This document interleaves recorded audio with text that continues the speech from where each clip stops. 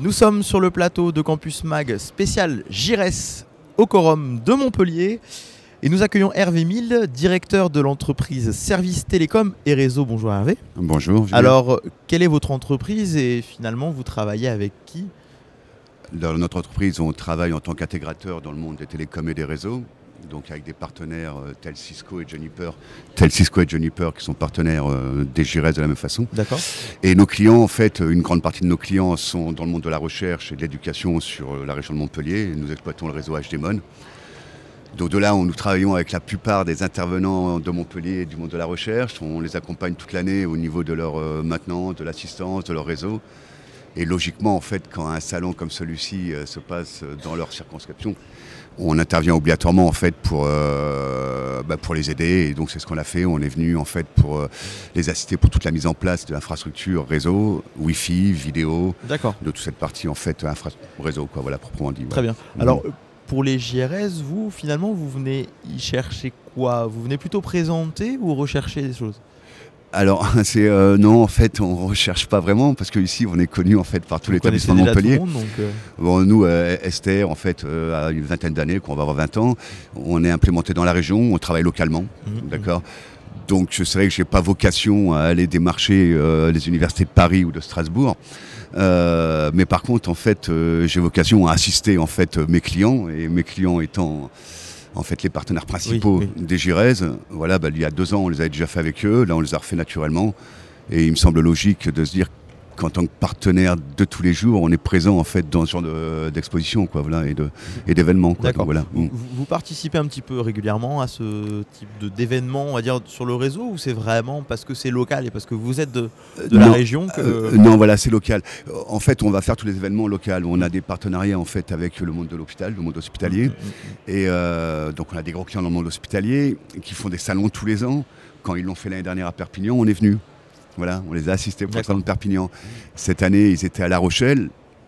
On ne l'a pas fait, c'est pas quelque chose contre La Rochelle, je suis du Sud-Ouest, mais c'est juste que c'est pas notre marché. D'accord, voilà. Ok, très bien. Alors, vous travaillez beaucoup sur la sécurité, notamment. Énormément, oui. Ouais. Alors, depuis 1 an, avec tout ce qui s'est passé, on se pose beaucoup de questions sur la sécurité informatique et sur, finalement, il y a beaucoup d'attaques informatiques. Est-ce que vous développez de plus en plus de systèmes pour répondre, on va dire, à ces attaques, parce que si demain on n'a plus de système informatique, qu'est-ce qu'on va faire? C'est exactement ça. Donc, c'est un des principaux en fait, secteurs d'activité de STR et de nos clients, une des principales préoccupations.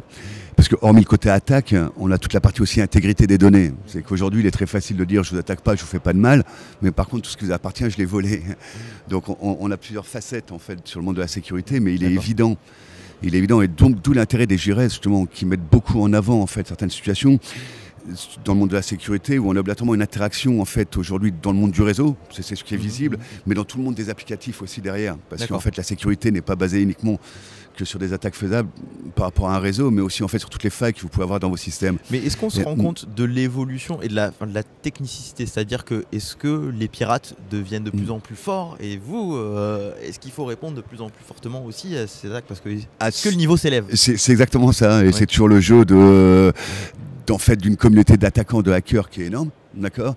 D'un défaut qu'il y a dans le monde de l'intégrateur, c'est qu'on n'a que des entités séparées, chaque constructeur travaille dans son coin, mais on n'a pas en fait l'ensemble des acteurs de la sécurité qui travaillent ensemble pour arriver à mettre leurs ressources en commun pour pouvoir développer et répondre avec la même aisance que les hackers ont, d'accord, de répondre à chaque nouvelle technologie que l'on met en place. Est-ce que les hackers, par exemple, indiens, de l'Asie, de l'Orient, etc., ont les mêmes moyens que les hackers de l'Occident?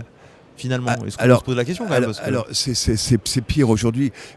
D'après un dernier rapport qu'il y a eu, en fait, qui est sorti là, en mi-d'année, 2015, aujourd'hui, en fait, une grande partie des hackers viennent de notre monde. C'est-à-dire qu'ils sont recrutés, d'accord, par des entreprises. Voilà. Donc ils travaillent chez moi et ils travaillent aussi chez le mec qui vient hacker.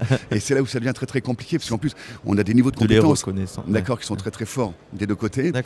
Donc où il y a vraiment une réponse en fait globale des acteurs de la sécurité et où on travaille communément pour arriver à donner des réponses, ou autrement le jeu restera toujours dans cet équilibre où le hacker restera toujours one step behind, parce qu'ils sont plus nombreux, parce qu'ils ont plus de ressources et parce que ceux qui répondent. Voilà.